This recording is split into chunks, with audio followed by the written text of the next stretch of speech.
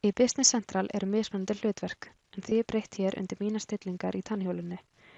Valið er það hlutverk sem hentar hverju sinni eða fyrir það verk sem á að vinna. Aðgengi að skýrslum og aðgerðum á síðunni breytist eftir því hvaða hlutverk er valið. Ef smellt er á línurnar 3 hér er hægt að sjá yfirlit yfir allar aðgerðir hlutverksins. Ef valið er að kanna fleiri hlutverk, efst á yfirlitinu getur notandi séð allar deildir kerfisins. Hér kemst notandinn í öll kerfi félagsins óháð hlutverki. Þegar valmyndin er sprengt út opnast listar, verkhlutar, skýrslur og stjórnun sem falla þar undir.